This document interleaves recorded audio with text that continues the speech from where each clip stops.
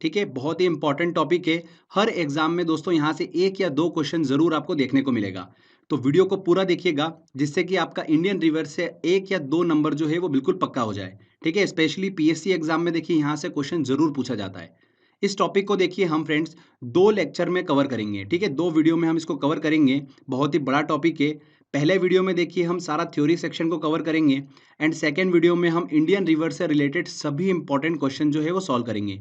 50 plus important question जो last year exam में पूछे गए हैं वो सारे क्वेश्चन जो है हम सॉल्व करेंगे सेकंड लेक्चर में।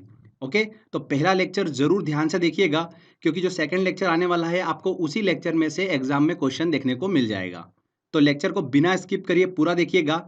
साथ ही फ्रेंड्स, अगर आपको इस वीडियो का पीडीएफ डाउनलोड करना है तो आप क्रेजी जीके ट्रिक का ऐप डाउनलोड कर लीजिए, वहां पर हमने ऑप्शन दे रखा है। तो चलिए लेक्चर को हम शुरू करते हैं। देखिए, सबसे पहले मैं आपसे एक इंपॉर्टेंट चीज डिस्कस कर लेता हूं। दो टर्म आपको देखिए इस लेक्चर में बार बार सुनने को मिलेगी, तो आप कंफ्यूज ना हो इसलिए मैं आपको पहले वो क्लियर कर देता हूं। एस्चुरी और डेल्टा क्या होता है। एस्चुरी को देखिए हिंदी में बोला जाता है ज्वार नदमुख। ठीक है, तो क्या होता है ये हम पहले डिस्कस कर लेते हैं। सागर तट पर स्थित आधा बंद खारे पानी का वह क्षेत्र होता है एस्चुरी, जहां पर नदियों का ताजा पानी जो है वो समुद्र के खारे पानी के साथ मिलता है। ठीक है, तो आपको क्लियर हुआ एस्चुरी क्या होता है।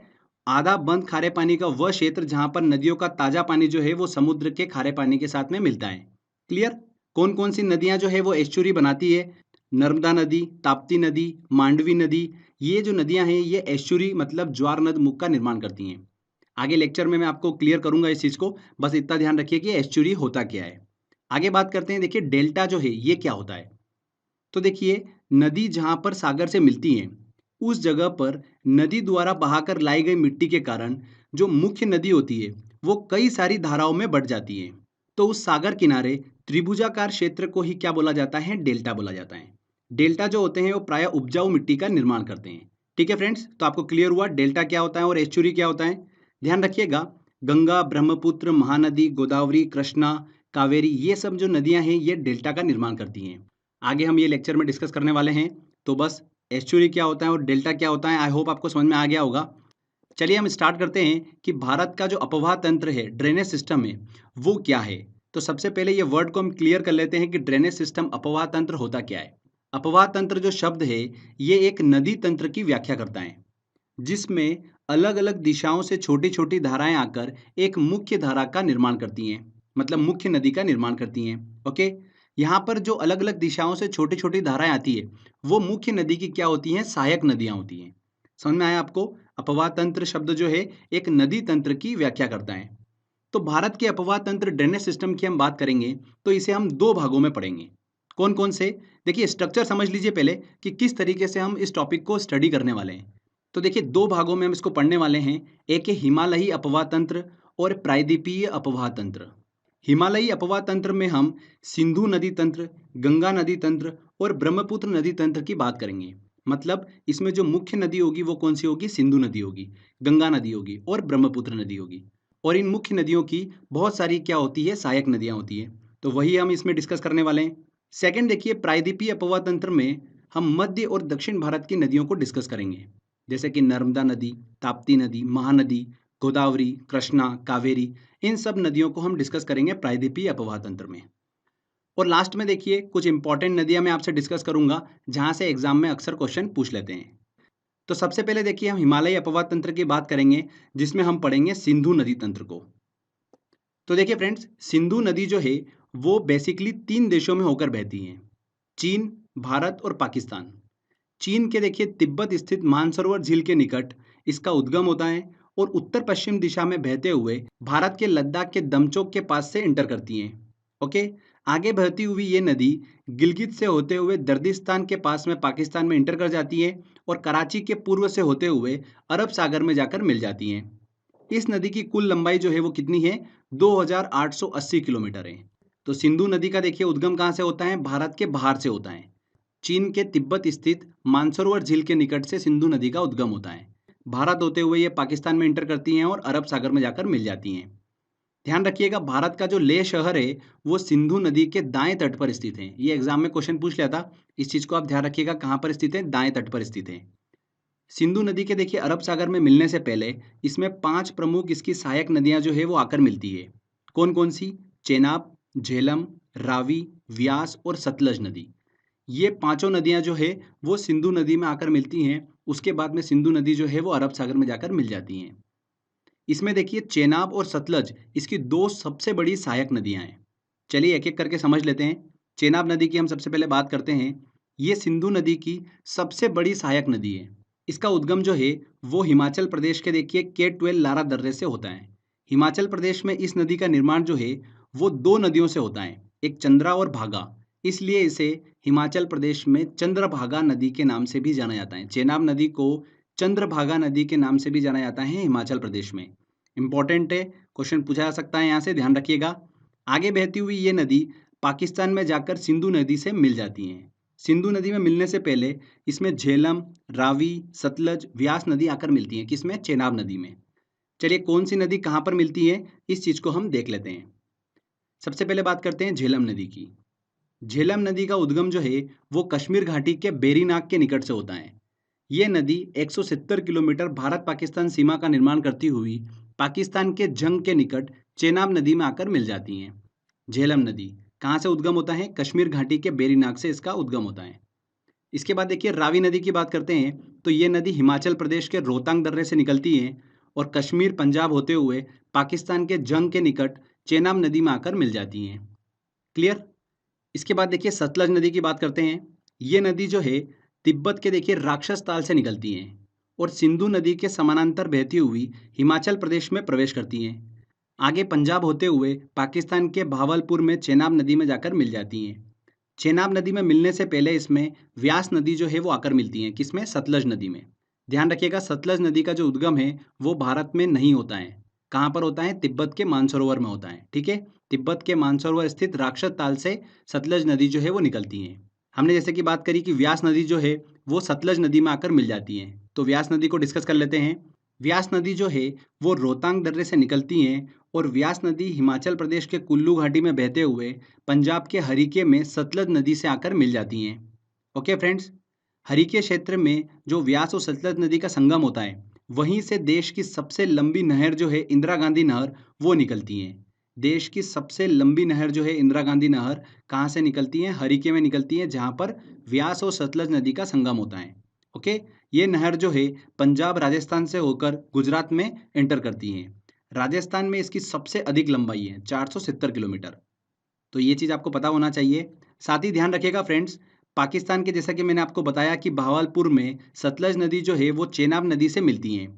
तब ये चेनाब से मिलने के बाद में पंचनद नदी का निर्माण करती है। मतलब इस पॉइंट पर पांचों नदियां जो है वो एक हो जाती हैं। झेलम, रावी, सतलज, व्यास और चेनाब, ये पांचों नदियां एक होकर आगे बढ़ती हैं। इसीलिए इसे पंचनद नदी का नाम दिया गया है। मतलब सिंधु नदी में मिलने से पहले 45 किलोमीटर तक ये पांचों नदियां एक होकर आगे बढ़ती हैं। ठीक है, तो पंचनद नदी किसे बोला गया है ये आपको क्लियर हो गया होगा। इस चीज को ध्यान रखिएगा। अब देखिए फ्रेंड्स, दिमाग में एक बात आती है कि सिंधु, चेनाब, झेलम, रावी, सतलज और व्यास नदी जो है ये सारी नदियां भारत में होते हुए बहती हैं। उसके बाद में पाकिस्तान में एंटर करती हैं। तो भारत अगर पूरी तरह से इन नदियों को रोक ले तो पाकिस्तान के पास तो पानी कैसे पहुंचेगा? तो इसको ध्यान में रखकर एक सिंधु जल समझौता हुआ था 1960 में पानी के वितरण के लिए। तो ये चीज़ भी आपको पता होना चाहिए, इसलिए ध्यान से सुनिएगा। 1960 में भारत और पाकिस्तान के बीच में एक संधि हुई थी, सिंधु जल संधि। इस संधि के अनुसार तीन पूर्वी नदियों का कंट्रोल जो है वो किसे दिया गया? भारत को दिया गया, व्यास, रावी और सतलज नदी का। ठीक है, और तीन पश्चिमी नदियां जो थी सिंधु, चेनाब और झेलम, इन तीनों पश्चिमी नदियों का कंट्रोल किसे दिया गया? पाकिस्तान को दिया गया। तो ये थी सिंधु जल संधि। इस चीज को आप ध्यान रखिएगा, 1960 में हुई थी। किस नदी का कंट्रोल किस देश को दिया गया है ये आपको पता होना चाहिए। व्यास, रावी और सतलज नदी का भारत को दिया गया, सिंधु, चेनाब और झेलम का कंट्रोल दिया गया पाकिस्तान को। तो ये हमने अच्छे से पूरा डिस्कस करा सिंधु नदी तंत्र। आई होप आपको समझ में आया होगा। ठीक है, यहाँ पर जो मुख्य धारा थी वो कौन सी थी? सिंधु नदी थी। उसकी बहुत सारी सहायक नदियाँ थी, झेलम, रावी, सतलज, व्यास और चेनाब। ये उसकी सहायक नदियाँ थी जो हमने अच्छे से डिस्कस कराएं। चलिए आगे हम बात करते हैं अब गंगा नदी तंत्र की। इंपॉर्टेंट है, यहाँ से बहुत क्वेश्चन एग्जाम में पूछे जाते हैं, तो ध्यान से सुनिएगा। गंगा नदी जो है वो भारत की सबसे लंबी नदी है। इसकी कुल लंबाई जो है वो कितनी है? 2525 किलोमीटर है। भारत में इसकी लंबाई कितनी है? 2071 किलोमीटर जो है भारत में इसकी लंबाई है, बाकी जो है वो बांग्लादेश में है। आगे देखिएगा इंपॉर्टेंट चीज, सतोपथ हिमानी से निकली अलकनंदा नदी और गोमुख से निकली भागीरथी नदी जब देवप्रयाग में आकर मिलती हैं, तब इसका संयुक्त रूप जो है वो क्या कहलाता है? गंगा नदी कहलाता है। क्लियर हुआ? बहुत बार एग्जाम में क्वेश्चन पूछा गया है कि देखिए अलकनंदा नदी कहाँ से निकलती है, भागीरथी नदी कहाँ से निकलती है, तो ये चीज आपको पता होना चाहिए। गंगोत्री से 19 किलोमीटर दूर गोमुख से निकलती है भागीरथी नदी। वेरी वेरी इंपॉर्टेंट क्वेश्चन है, ठीक है। बहुत बार एग्जाम में क्वेश्चन ये पूछा गया है। और अलकनंदा नदी और भागीरथी नदी किस स्थान पर आकर मिलती हैं? किस स्थान पर? देवप्रयाग में आकर मिलती हैं। ये चीज आपको पता होना चाहिए। ओके। अलकनंदा नदी की देखिए दो प्रमुख सहायक नदियां हैं, वो ध्यान रखिएगा, एक पिंडार नदी और एक मंदाकिनी नदी। पिंडार नदी जो है ये अलकनंदा को कर्णप्रयाग में आकर मिलती हैं। कहाँ पर मिलती है? कर्णप्रयाग में। और मंदाकिनी नदी जो है ये अलकनंदा को रुद्रप्रयाग में आकर मिलती है। कहाँ पर? रुद्रप्रयाग में। तो कर्णप्रयाग में देखिए अलकनंदा को पिंडार नदी मिलती है, रुद्रप्रयाग में अलकनंदा को मंदाकिनी नदी मिलती है और देवप्रयाग में अलकनंदा को भागीरथी नदी मिलती है। ठीक है, ये चीज ध्यान रखिएगा, इंपॉर्टेंट है। साथ ही धौली गंगा जो है वो अलकनंदा को विष्णु प्रयाग में आकर मिलती है। और फ्रेंड्स, प्रसिद्ध केदारनाथ मंदिर जो है वो किस नदी के तट पर स्थित है? मंदाकिनी नदी के तट पर ही स्थित है। बद्रीनाथ का जो प्रसिद्ध मंदिर है वो अलकनंदा नदी के तट पर स्थित है। तो दोनों ये प्रसिद्ध मंदिर जो है वो किस नदी के तट पर स्थित है, ये आपको पता होना चाहिए। मंदाकिनी नदी के तट पर स्थित केदारनाथ मंदिर और अलकनंदा नदी के तट पर स्थित बद्रीनाथ मंदिर। क्लियर हुआ? उत्तराखंड से देखिए निकली गंगा उत्तर प्रदेश बिहार होते हुए पश्चिम बंगाल तक बहती हैं। पश्चिम बंगाल के फरक्का पर ये दो धाराओं में बढ़ जाती हैं, हुगली नदी और मुख्य धारा भागीरथी में। ये भागीरथी नदी जो है ये बांग्लादेश में मुख्य धारा के रूप में प्रवेश करती हैं, जहां पर इसे पद्मा के नाम से जाना जाता है। गंगा नदी को बांग्लादेश में पद्मा के नाम से जाना जाता है। ठीक है, इंपॉर्टेंट क्वेश्चन है। आगे बहती हुई ये पद्मा ब्रह्मपुत्र, जिसे बांग्लादेश में जमुना बोला जाता है, उससे मिल जाती है। और गंगा और जमुना का संयुक्त रूप जो कि ब्रह्मपुत्र नदी है, उसका संयुक्त रूप क्या कहलाता है? मेघना कहलाता है। और बंगाल की खाड़ी में मेघना के रूप में ये नदी जो है जाकर मिल जाती है। ठीक है फ्रेंड्स, इस चीज को ध्यान रखिएगा, मेघना के फॉर्म में ये बंगाल की खाड़ी में मिलती हैं। क्लियर? अब देखिए गंगा नदी की बहुत सारी सहायक नदियां हैं। गंगा नदी तंत्र जो है उसमें देखिए बहुत सारी इसकी सहायक नदियां हैं। कौन कौन सी? यमुना नदी, कोसी, सोन, गोमती, दामोदर, घाघरा जिसे सरयू नदी कहते हैं, गंडक और रामगंगा नदी। ये सब नदियां जो है गंगा नदी की सहायक नदियां हैं। और बहुत सारी सहायक नदियों की भी अपनी सहायक नदियां हैं, उन सभी को हम अच्छे से डिस्कस करने वाले हैं। तो सबसे पहले हम स्टार्ट करते हैं यमुना नदी से। देखिए गंगा की सबसे बड़ी सहायक नदी अगर कोई सी है तो वो कौन सी है? यमुना नदी है, जो कि उत्तराखंड के बंदरपुर चोटी पर स्थित यमुनोत्री हिमानी से निकलती हैं। कहाँ से निकलती है? ध्यान रखिएगा, उत्तराखंड के बंदरपुर चोटी से निकलती हैं। ये नदी उत्तराखंड से हरियाणा और दिल्ली उत्तर प्रदेश से बहते हुए प्रयागराज इलाहाबाद में गंगा नदी से जाकर मिल जाती हैं। कहाँ पर मिलती है यमुना नदी गंगा से? इलाहाबाद मतलब प्रयागराज में आकर मिलती हैं।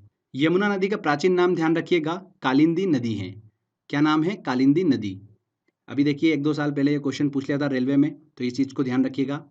यमुना नदी जो है इसका भी देखिए एक अपने आप में अपवाह तंत्र है, मतलब इसमें बहुत सारी सहायक नदियां आकर मिलती है यमुना में। उसमें देखिए कौन कौन सी? चंबल नदी, बेतवा नदी, केन नदी, ये नदियां जो है यमुना नदी में आकर मिलती हैं।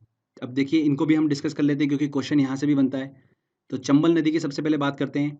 ये नदी देखिए मध्य प्रदेश के इंदौर स्थित महू क्षेत्र के जानापाव पर्वत से निकलती हैं। कहाँ से निकलती है? इंदौर से देखिए मध्य प्रदेश से निकलती हैं और उत्तर मध्य भाग में बहते हुए ये नदी राजस्थान से होकर उत्तर प्रदेश के इटावा में यमुना नदी से आकर मिल जाती हैं। कौन सी? चंबल नदी।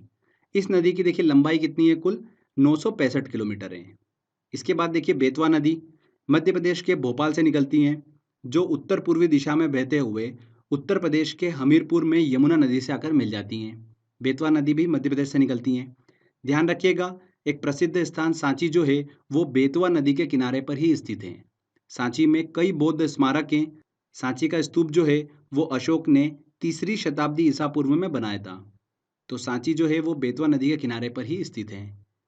तो ये चीज़ ध्यान रखिएगा, यमुना नदी की हमने डिस्कस करी। देखिए चंबल नदी और बेतवा नदी इसकी सहायक नदियाँ हैं। साथ ही केन नदी जो है वो भी यमुना नदी की सहायक नदी हैं।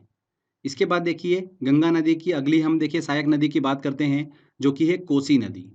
कोसी नदी जो है ये नेपाल में हिमालय से निकलती हैं और आगे बढ़ते हुए बिहार में प्रवेश करती हैं। ये नदी प्राय अपना मार्ग जो है बदलने के कारण चर्चा में रहती है। इसमें आने वाली बाढ़ से बिहार में मैक्सिमम टाइम पर तबाही जो है वो देखने को मिलती है। इसलिए इस नदी को बिहार का शोक भी कहा जाता है। बिहार का शोक किसे कहा जाता है? कोसी नदी को कहा जाता है। और अपने मार्ग परिवर्तन करने की वजह से बहुत ज़्यादा चर्चा में रहती है कोसी नदी। ये नदी बिहार के कटिहार में गंगा नदी से आकर मिल जाती हैं। तो कोसी नदी को हमने डिस्कस करा, ध्यान रखिएगा। इसके बाद बात करते हैं देखिए दामोदर नदी की, जो कि गंगा नदी की सहायक नदी है। झारखंड के देखिए छोटा नागपुर पठार से निकलती हैं और पश्चिम में बहते हुए ये हुगली नदी में जाकर मिल जाती हैं। जो हमने बात करी थी कि फरक्का में गंगा नदी जो है वो दो धाराओं में बढ़ जाती हैं, एक हुगली और एक मुख्य धारा भागीरथी में। तो देखिए हुगली नदी में आकर कौन सी नदी मिलती है? दामोदर नदी जो है वो आकर मिलती है। इस नदी में देखिए अचानक आने वाली बाढ़ के कारण इसे बंगाल का अभिशाप भी कहा जाता है। किसे कहा जाता है बंगाल का अभिशाप? दामोदर नदी को कहा जाता है। ध्यान रखिएगा, प्रदूषण के कारण इस नदी को जैविक मरुस्थल के नाम से भी जाना जाता है। एग्जाम में क्वेश्चन पूछा गया था ये, किस नदी को जैविक मरुस्थल के नाम से जाना जाता है? तो ध्यान रखिएगा दामोदर नदी को जैविक मरुस्थल के नाम से जाना जाता है। इसके बाद देखिए गंगा नदी की अगली सहायक नदी की बात करते हैं, गोमती नदी। ये भी इंपॉर्टेंट है। इस नदी का उद्गम जो है उत्तर प्रदेश के पीलीभीत स्थित गोमत ताल से होता है, जिसे फुलर झील भी कहा जाता है। ये गंगा नदी की एकमात्र ऐसी सहायक नदी है जिसका उद्गम मैदान से होता है। ओके, इस चीज़ को ध्यान रखिएगा। पौराणिक मान्यताओं के अनुसार भगवान राम ने जब रावण का वध किया था, तब ब्रह्म हत्या के पाप से मुक्त होने के लिए उन्होंने गोमती नदी में ही स्नान किया था। तो आप सभी को देखिए पता ही होगा ये। तो गोमती नदी, ध्यान रखिएगा बस इतना, गंगा नदी की एकमात्र सहायक नदी जिसका उद्गम मैदान से होता है। इसके बाद देखिए सोन नदी की बात करते हैं। गंगा नदी की सहायक नदी मध्य प्रदेश के अमरकंटक नामक स्थान से निकलती हैं। उत्तर की ओर बहते हुए पटना के निकट गंगा में जाकर मिल जाती हैं। एक इंपॉर्टेंट चीज़ मैं आपको बता रहा हूँ, सोन नदी जैसे कि मैंने आपको बताया उत्तर की ओर बहती हैं, ठीक है। और ऊपर से जो यमुना नदी आ रही है, यमुना नदी और सोन नदी, इन दोनों के देखिए जल विभाजन का काम जो है वो कौन करता है? इन दोनों के बीच में स्थित कैमूर की पहाड़ियाँ।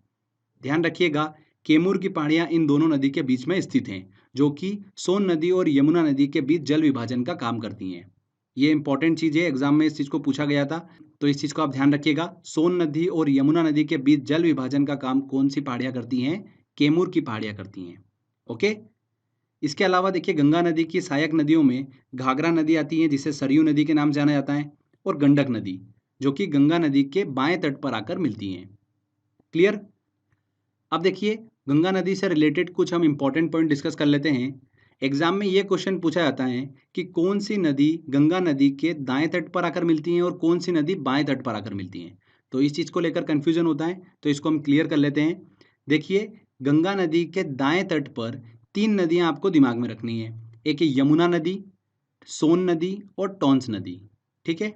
ये नदियां जो है गंगा नदी के दाएं तट पर आकर मिलती हैं। ओके। बाएं तट की बात करते हैं तो गोमती, गंडक, घाघरा और कोसी नदी, ये नदियां जो है गंगा नदी के बाएं तट पर आकर मिलती हैं। तो बहुत ही सिंपल है, यमुना नदी, सोन नदी और टॉन्स नदी दाएं तट पर, बाएं तट पर गोमती, गंडक, घाघरा और कोसी। इससे रिलेटेड भी क्वेश्चन एग्जाम में पूछा जाता है, तो ये चीज़ इसलिए हमने क्लियर कर ली है। साथ ही फ्रेंड ध्यान रखिएगा, गंगा नदी को 2008 में राष्ट्रीय नदी का दर्जा दिया गया था, और गंगा नदी के किनारे बसा सबसे बड़ा शहर जो है वो कौन सा है? कानपुर है। 2011 की जनगणना के अनुसार हम इसको देख रहे हैं। गंगा नदी के किनारे बसा सबसे बड़ा शहर जो है वो कौन सा है? कानपुर है। गंगा नदी के प्रवाह का क्रम अगर हम देखें तो उत्तराखंड से निकलती हैं, उत्तर प्रदेश होते हुए बिहार में इंटर करती हैं, और फिर पश्चिम बंगाल में इंटर करती हैं, और वहाँ से ये बांग्लादेश में चली जाती हैं। ठीक है फ्रेंड्स, तो ये गंगा नदी तंत्र को हमने अच्छे से पूरा डिस्कस करा है। तो क्वेश्चन जो है इससे बाहर कुछ नहीं जाने वाला है, हमने अच्छे से यहाँ पर क्लियर कर लिया है इसको। आगे बात करते हैं फ्रेंड्स हम ब्रह्मपुत्र नदी तंत्र को। ये भी बहुत ही इंपॉर्टेंट है, यहाँ से देखिए आईएएस एग्जाम में बहुत ज़्यादा क्वेश्चन पूछे जाते हैं, तो इसको भी हम क्लियर कर लेते हैं। ब्रह्मपुत्र नदी जो है ये नदी तिब्बत, भारत और बांग्लादेश से होकर बहती हैं। ये नदी तिब्बत के मानसरोवर झील के निकट से निकलती हैं। ध्यान रखिएगा, ब्रह्मपुत्र, सतलज और सिंधु नदियाँ, ये नदियाँ जो है तिब्बत के मानसरोवर के आसपास से ही निकलती हैं। ठीक है। तिब्बत से निकलने वाली इस नदी को तिब्बत में यरलुंग जंगबो के नाम से जाना जाता है। किस नाम से जाना जाता है? यरलुंग जंगबो के नाम से जाना जाता है। साथ ही इसे तिब्बत में सांगपो के नाम से भी जाना जाता है। दोनों नाम ध्यान रखिएगा, यरलुंग जंगबो और सांगपो के नाम से जाना जाता है ब्रह्मपुत्र नदी को तिब्बत में। जब यह नदी भारत के असम घाटी में प्रवेश करती हैं तब इसे यहाँ पर ब्रह्मपुत्र के नाम से जाना जाता है। साथ ही ब्रह्मपुत्र नदी को अरुणाचल प्रदेश में दिहांग के नाम से जाना जाता है। जब यह नदी असम घाटी में बहते हुए बांग्लादेश में प्रवेश करती हैं तब इसे वहाँ पर जमुना के नाम से जाना जाता है। देखिए तिब्बत में इसे यरलुंग जंगबो और सांगपो के नाम से जाना जाता है। भारत में इसे देखिए अरुणाचल प्रदेश में दिहांग के नाम से जाना जाता है। और जब ये बांग्लादेश में इंटर करती हैं तब इसे जमुना के नाम से जाना जाता है। ठीक है, बांग्लादेश में इसे जमुना के नाम से जाना जाता है। बांग्लादेश में देखिए ये नदी जो है गंगा नदी मतलब पद्मा नदी के साथ में मिल जाती हैं और गंगा ब्रह्मपुत्र संयुक्त रूप से मेघना के नाम से आगे बढ़ती हैं और विश्व का सबसे बड़ा नदी डेल्टा जो है सुंदरवन डेल्टा का निर्माण करते हुए बंगाल की खाड़ी में जाकर मिल जाती हैं। ठीक है फ्रेंड्स, वेरी वेरी इंपॉर्टेंट है। विश्व का सबसे बड़ा नदी डेल्टा जो है कौन निर्माण करती हैं? गंगा और ब्रह्मपुत्र नदी करती हैं, जिसे सुंदरवन डेल्टा कहते हैं। और लास्ट में ये मेघना नदी जो है बंगाल की खाड़ी में जाकर मिल जाती हैं। क्लियर हुआ आपको? ब्रह्मपुत्र नदी की देखिए सहायक नदियों की बात करते हैं तो जितना मैं आपको बता रहा हूँ सारी इंपॉर्टेंट है, एक भी मत छोड़िएगा। हर एक सहायक नदी से रिलेटेड एग्जाम में क्वेश्चन पूछा जा चुका है। तीस्ता नदी ब्रह्मपुत्र की देखिए सहायक नदी है। कहाँ से निकलती है? सिक्किम से निकलती है। सुवनसिरी नदी, कमेंग नदी, मानस नदी, दिबांग नदी, लोहित, बराक और कपिली नदी, ये जितनी भी नदियां हैं ये ब्रह्मपुत्र की सहायक नदियां हैं। सारे नाम आपके दिमाग में सेट हो जाना चाहिए। तीस्ता, सुवनसिरी, कमेंग, मानस, दिबांग, लोहित, बराक और कपिली, ये सारी नदियां जो है ब्रह्मपुत्र की सहायक नदियां हैं। इसमें तीस्ता, सुवनसिरी, कमेंग, मानस और दिबांग नदी जो है वो दाएं तट से आकर मिलती है और लोहित, बराक और दिबांग नदी जो है वो बाएं तट से आकर ब्रह्मपुत्र से मिलती हैं। ओके, कुछ इंपॉर्टेंट पॉइंट डिस्कस कर लेते हैं। तीस्ता नदी का उद्गम कहाँ से होता है? सिक्किम से होता है। पश्चिम बंगाल से होते हुए बांग्लादेश में प्रवेश करती हैं और वहाँ ब्रह्मपुत्र से जाकर मिल जाती हैं। लोहित नदी जो है इसे खून की नदी के नाम से भी जाना जाता है। किस नदी को खून की नदी के नाम से जाना जाता है? लोहित नदी को। बराक नदी जो है ये मणिपुर की पहाड़ियों से निकलती हैं, मणिपुर से होते हुए मिजोरम में एंटर करती हैं, असम होते हुए ये बांग्लादेश में प्रवेश करती हैं और मेघना नदी में जाकर मिल जाती हैं। बराक नदी जो है अरुणाचल प्रदेश में इंटर नहीं करती हैं, ये चीज़ आप जरूर ध्यान रखिएगा। ब्रह्मपुत्र नदी जो है गंगा नदी के साथ मिलकर विश्व के सबसे बड़े नदी डेल्टा सुंदरवन डेल्टा का निर्माण करती हैं, जैसा कि हम डिस्कस कर चुके हैं। ब्रह्मपुत्र नदी में ही विश्व का सबसे बड़ा नदी द्वीप वर्ल्ड लार्जेस्ट रिवर आइलैंड जो है माजुली वो स्थित है। कहाँ पर? असम में। माजुली जो है वो विश्व का सबसे बड़ा नदी द्वीप है, ब्रह्मपुत्र नदी में स्थित है। ठीक है, असम में। ये चीज़ आप ध्यान रखिएगा। तो ये ब्रह्मपुत्र नदी तंत्र को हमने अच्छे से डिस्कस करा है। इसमें ब्रह्मपुत्र की सहायक नदियाँ जो मैंने आपको बताई है वो आप बिल्कुल ध्यान रखिएगा। वहाँ से एग्जाम में देखिए बहुत क्वेश्चन पूछे जाते हैं। तो फ्रेंड्स ये देखिए हमने अच्छे से हिमालयी नदी तंत्र को डिस्कस करा, जिसमें हमने सिंधु नदी तंत्र, गंगा नदी तंत्र और ब्रह्मपुत्र नदी तंत्र को अच्छे से डिस्कस करा है। क्लियर? इसके बाद देखिए आगे हम बात करते हैं प्रायद्वीपीय नदी तंत्र की, मतलब दक्षिण भारत की नदियों की। तो हिमालयी नदी तंत्र की तुलना में प्रायद्वीपीय नदी तंत्र जो है वो बहुत अधिक पुराना है। तो ऐसा मत समझिएगा कि हिमालयी नदी तंत्र बहुत अधिक पुराना है। प्रायद्वीपीय नदी तंत्र जो है वो सबसे ज़्यादा पुराना है। ठीक है, दक्षिण भारत की नदियाँ जो है वो प्राय वृक्षनुमा अपवाह तंत्र का निर्माण करती हैं। किस तरीके का अपवाह तंत्र का निर्माण करती हैं? वृक्षनुमा अपवाह तंत्र का निर्माण करती हैं दक्षिण भारत की नदियाँ। प्रायद्वीपीय नदियों के अपवाह तंत्र में हम देखिए कौन कौन सी नदियों को डिस्कस करेंगे। नर्मदा नदी, ताप्ती नदी, माही नदी, गोदावरी, कृष्णा, कावेरी और महानदी को अच्छे से हम डिस्कस करने वाले हैं। इसमें देखिए नर्मदा, ताप्ती और माही नदी जो है वो अरब सागर में गिरती है, पश्चिम की ओर बहते हुए अरब सागर में गिरती हैं। जबकि गोदावरी, कृष्णा, कावेरी और महानदी जो है ये बंगाल की खाड़ी में गिरती हैं। चलिए सबसे पहले हम अरब सागर में गिरने वाली नदियों की बात करते हैं, जिसमें सबसे पहले आती है नर्मदा नदी। वेरी वेरी इंपॉर्टेंट है। मध्य प्रदेश के अमरकंटक से इसकी उत्पत्ति होती है। पश्चिम की ओर बहते हुए 1312 किलोमीटर की दूरी तय करने के बाद में ये खंबात की खाड़ी में जाकर मिल जाती हैं। खंबात की खाड़ी मतलब अरब सागर में जाकर ये मिल जाती हैं।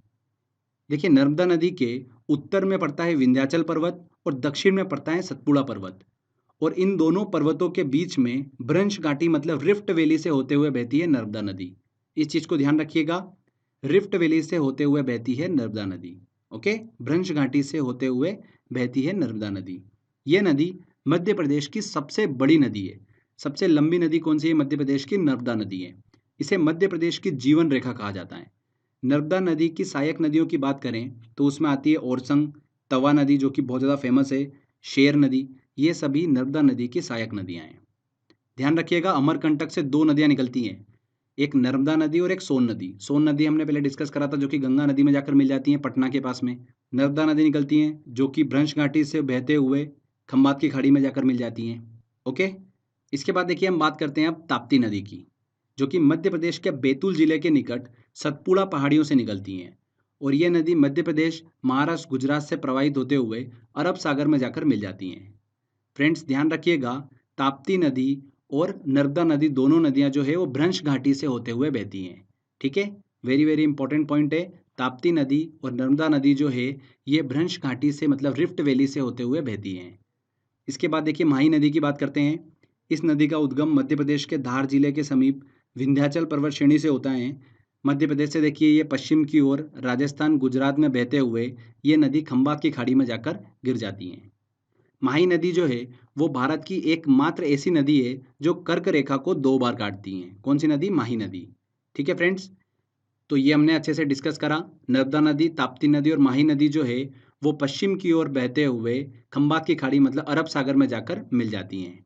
इसमें ध्यान रखिएगा, ताप्ती नदी और नर्मदा नदी जो है वो रिफ्ट वैली मतलब भ्रंश घाटी से होते हुए बहती हैं।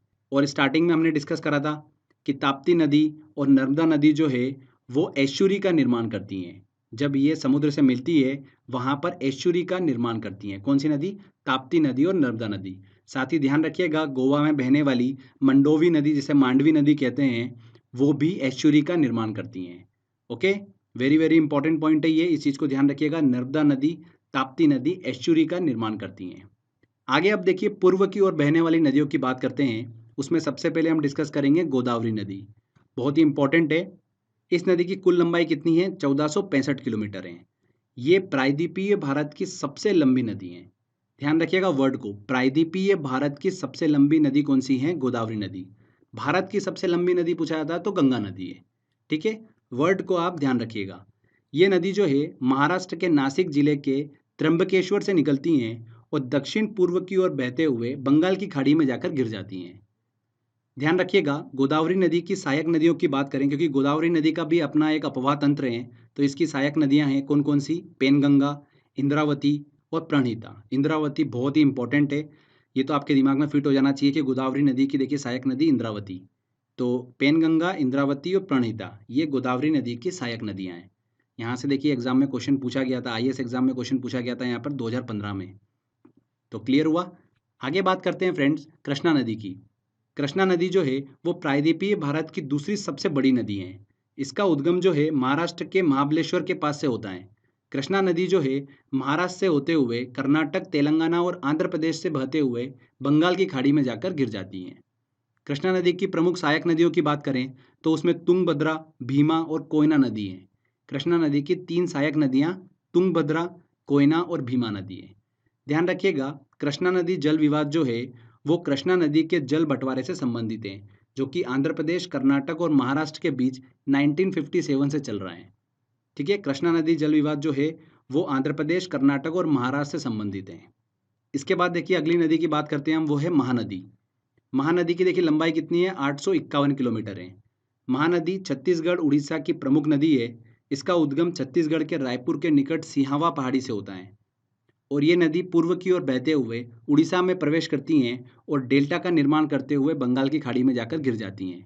ध्यान रखिएगा, महानदी की सबसे इंपॉर्टेंट सहायक नदी जो है वो कौन सी है? तेल नदी है। ये एग्जाम में क्वेश्चन पूछा जाता है यहाँ से कि तेल नदी किस नदी की सहायक नदी है? तो महानदी की सहायक नदी है तेल नदी। साथ ही जोंक नदी जो है वो भी महानदी की सहायक नदी है। इसके बाद बात करते हैं कावेरी नदी की। इस नदी की लंबाई जो है वो कितनी है? 800 किलोमीटर है। कर्नाटक के कुर्ग के निकट ब्रह्मगिरी पहाड़ियों से निकलती हैं और कर्नाटक, तमिलनाडु से बहते हुए तिरुचिरापल्ली के निकट बंगाल की खाड़ी में जाकर गिर जाती हैं। ध्यान रखिएगा, इसे दक्षिण भारत की गंगा के नाम से भी जाना जाता है। किसे? कावेरी नदी को। दक्षिण भारत की गंगा के नाम से किसे जाना जाता है? कावेरी नदी को जाना जाता है। ये देखिए हमने यहाँ पर प्रायद्वीपीय भारत की नदियों को अच्छे से डिस्कस करा। इसमें ध्यान रखिएगा फ्रेंड्स, गंगा नदी, कृष्णा नदी, कावेरी नदी, महानदी जो है ये डेल्टा का निर्माण करती हैं, ठीक है, एस्चुरी का निर्माण नहीं करती हैं। कृष्णा नदी, महानदी, कावेरी नदी, गोदावरी नदी ये डेल्टा का निर्माण करती हैं, ठीक है, जिसमें कृष्णा नदी, गोदावरी नदी जो है वो भारत का दूसरा सबसे बड़ा डेल्टा जो है वो बनाती हैं। पहला कौन बनाती है? गंगा ब्रह्मपुत्र नदी भारत का सबसे बड़ा डेल्टा बनाती हैं। दूसरा कृष्णा और गोदावरी नदी बनाती हैं। इंपॉर्टेंट है ये चीज़ भी। इसके बाद देखिए कुछ और इंपॉर्टेंट नदियों को भी हम डिस्कस कर लेते हैं जहाँ से एग्जाम में क्वेश्चन बन जाता है। स्वर्ण रेखा नदी झारखंड में बहने वाली एक पहाड़ी नदी है। ये नदी रांची के निकट छोटा नागपुर के पठार से निकलती है। झारखंड से निकलकर पश्चिम बंगाल, उड़ीसा से होते हुए बंगाल की खाड़ी में जाकर गिर जाती हैं। प्रसिद्ध शहर जमशेदपुर जो है, टाटानगर, वो इसी नदी के तट पर स्थित हैं। किस नदी के? स्वर्ण रेखा नदी के तट पर ही स्थित हैं। इसके बाद देखिए लूनी नदी की बात करते हैं। इंपॉर्टेंट है। इसका उद्गम अजमेर के निकट अरावली पहाड़ियों के नाग पहाड़ से होता है। राजस्थान से बहते हुए गुजरात में इंटर करती हैं और गुजरात के कच्छ के रण में ये नदी जो है विलुप्त हो जाती हैं। ये भी एग्जाम में क्वेश्चन पूछा जाता है कि कच्छ के रण में कौन सी नदी विलुप्त हो जाती है, तो लूनी नदी विलुप्त हो जाती हैं। लूनी नदी को ही सॉल्ट रिवर के नाम से भी जाना जाता है। सॉल्ट रिवर किसे कहा जाता है? लूनी नदी को कहा जाता है। इसके बाद काली नदी को डिस्कस करते हैं। इस नदी को शारदा और काली गंगा के नाम से भी जाना जाता है। ये नदी हिमालय स्थित काला पानी नामक स्थान से निकलती हैं, उत्तराखंड में बहते हुए उत्तर प्रदेश में प्रवेश करती हैं और बहते हुए घाघरा नदी, जिसे सरयू नदी कहते हैं, उसके साथ में जाकर जॉइंट हो जाती हैं, काली नदी। साथ ही ध्यान रखिएगा, वेरी वेरी इंपॉर्टेंट, ये नदी जो है भारत के पूर्व की ओर भारत नेपाल की अंतर्राष्ट्रीय सीमा बनाती है। कौन सी नदी?